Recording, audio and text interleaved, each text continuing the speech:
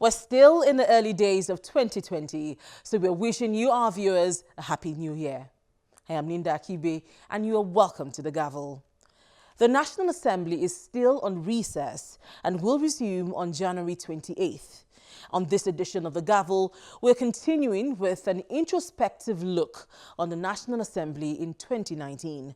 For analysts, 2019 was a mixed bag of highs and lows for the National Assembly. We sat down with a public analyst, Nana Nwachukwu, to tell us the defining moments of a National Assembly in 2019.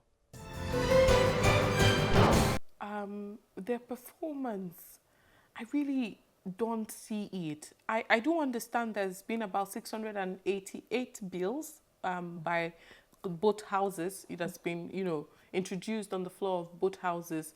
Out of those 688, only 11 bills have been passed, and that's inclusive of the Appropriation Act. So if you look at and a lot of those 688 bills, about 3/4 of them are at first reading. So you see, the work they've done in terms of lawmaking doesn't seem, effective or efficient. Then if you go to the part of policy making or holding the other arms of government accountable, you see that they're not doing a great job at it. I'm saying this because of the fact that they've also themselves requested for 37 billion naira. The role of the legislature should include watching or evaluating the policy making of the executive, and that includes, watching the public accounts. And if the legislator is asking for 37 billion, this legislature is asking for 37 billion to renovate their, their house, as I would like to call it, the National Assembly. That means they're not taking into cognizance the pulse of the people. This is not the time. This is not the greatest need, and there's also no justification for that. So there is, if you ask me to rate them, honestly, giving them 3/10 is very generous. I don't think that if there are issues they should have spoke up about. For example, the issue of freedom of speech that's happening across the country. This is not just at the federal level, because I believe that state houses of assembly sometimes take their cues from what happened at the National Assembly. And I don't see the National Assembly being that mentor to those other houses of assembly. At the same time, there are different issues. We have the insecurity issues going on, particularly in the northeast of Nigeria. And you're wondering, what's the Senate saying about how the Nigerian army is treated in the northeast? What are they saying about some of these things that we're saying? The army is complaining about a lack of proper funds. We had the police bill that fell through last assembly, but the issues that keep plaguing policing in this country is still there. And we've not heard, this assembly take decisive action on all those things. I do believe that, there's been pockets of action in addressing some of these issues, particularly about the police bill. But what the Nigerian people will require is a vibrant assembly, an assembly that reflects the pulse of the people. Of all the arms of government, the legislature is the one that's the representative of the people. So it's important that what they're doing in the National Assembly reflects what the people are thinking and how they feel. So in other words, you don't think this ninth assembly has so far been people-centered? No, it's not been people-centered. People are poor. That's a general sentiment in Nigeria. And then some of the policies that the executive has made do not reflect the intention to grow small, medium enterprises in Nigeria. We look at did you know that there's a communication tax bill in the House?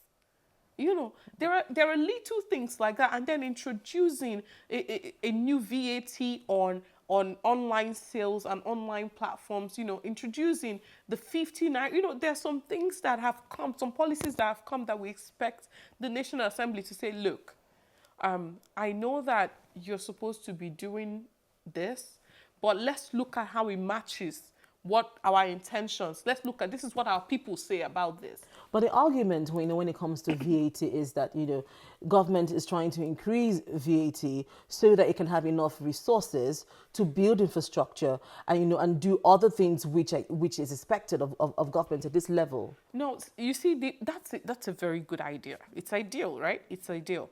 However, if you look at it from the perspective of if small, medium enterprises go out of business, who pays you tax? You have no revenue. We should be focusing more. These are things that, it's like putting the horse or the cart before the horse. In the sense that the focus should be more on growing. The focus should be more on growing those businesses. What policies can we introduce? For instance, if you notice, after they introduced the whole, if you pay through POS, you have to pay an extra 15 naira online transactions. There's an extra money attached to it. People are gently and slowly reverting to cash.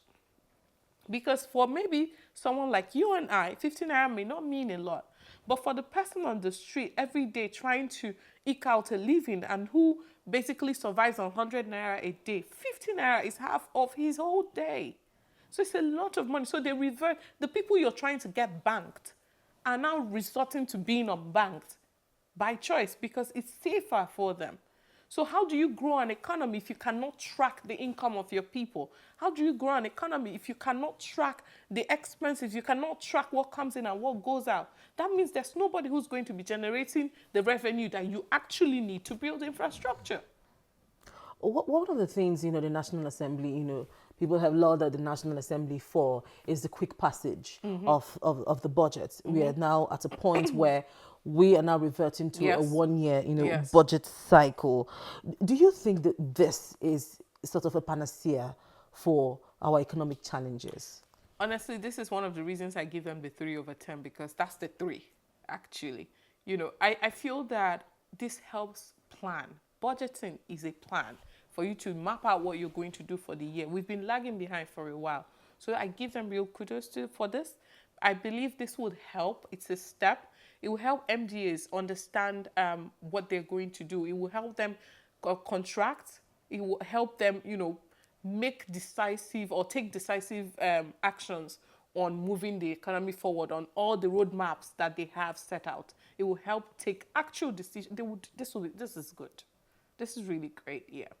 Now, let's look at some of this legislation. Now, do you think that the introduction of a social media bill and hate speech bill by the National Assembly at this time is appropriate, considering the fears that this administration may be intolerant of dissenting voices and dissenting opinions? I think it was an ill thought out law and a bad law in its entirety.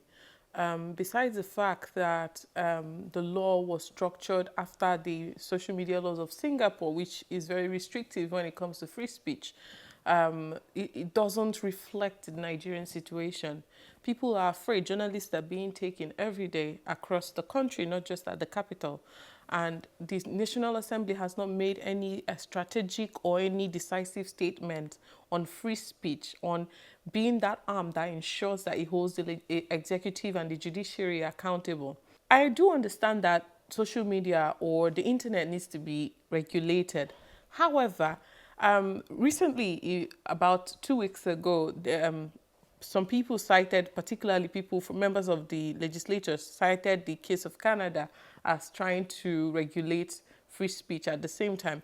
However, Canada is coming from the point where it's trying to regulate the interference of foreign governments in their politics.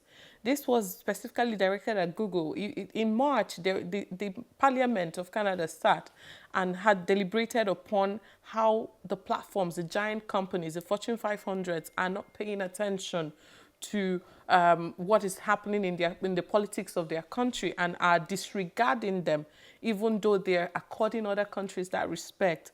And this was because Google has specified that it was not going to run political ads in Canada, but it was just going to run a directory of ads that are being run.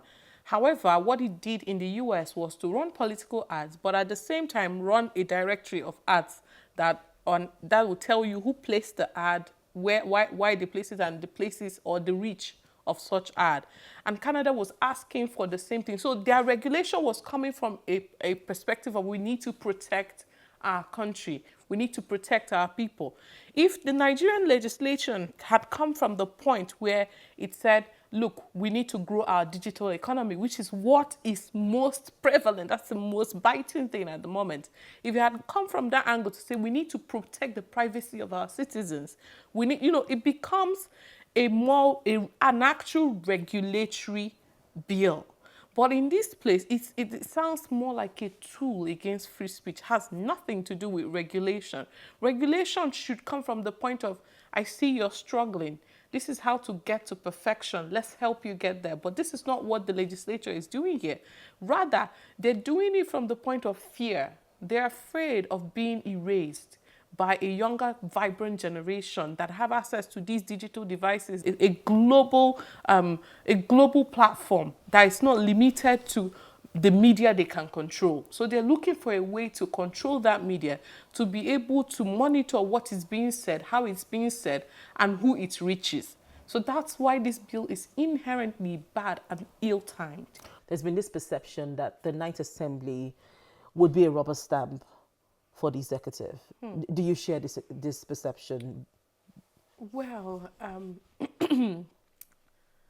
in a way, to be honest. But I would say, in all fairness, that 6 months out of 4 years is too short to judge them on that rubber stamp, statement. Perhaps if we give them maybe an extra 6 months and a year, we'll see what their actions towards the executive, what it looks like. So some people say, oh, they passed the Appropriation Act because, it's the whole rubber stamp thing. Well, that's a rubber stamp that favors Nigerians if we're to go by there. But I would say let's give them a little bit more time, to decide, because the actions they've taken and the decisions that they've taken seem more to favor themselves. Not exactly the executive. The only thing is that it sort of aligns with what the executive wants. For instance, the social media bill that we're talking about is something that the executive delights in. So, and it's also something that they really want, because in the last assembly, we had cases of lawmakers who sued journalists and individuals for publishing or writing things about them on social media.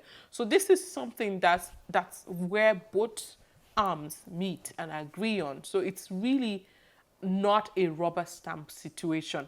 However, there's that sentiment amongst Nigerians. It's a pulse, you can feel it. However, I think we should give them more time before taking a decision on that. What kind of National Assembly do you want to see in 2020?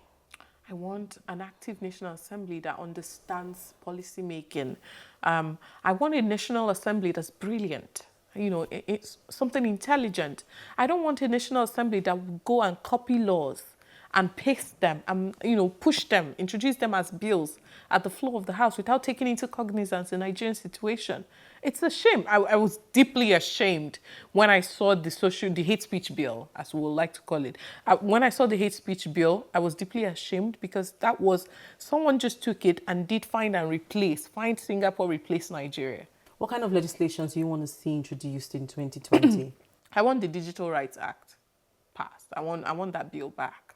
I want to see it passed. That's something that guarantees the rights of citizens as against a social media or hate speech bill. I want that passed. I want to see the bill. There's a bill that's in the House now on mental health protection, substance, mental health. But the bill, if you read it, looks to protect people with mental health issues more than it looks to protect them. Those are the kind of bills I would like to see more of in the House. I think Stella Odo has this bill on privacy, a privacy commission bill. Those are the type of bills that you're looking at. And I also want bills that will look at how we can grow our digital economy. Those are things that I'm very passionate about. It will be interesting to see such bills in the National Assembly. And also not just having a splatter of words, a well-researched bill. We have a lot of laws that have been passed that are horrible or that are impracticable or unimplementable. So I don't want to see such laws. I want bills that when you look at it, it reflects the Nigerian situation, and it reflects how it can be regulated in a way that it's not, the regulation is not witch hunting or offensive.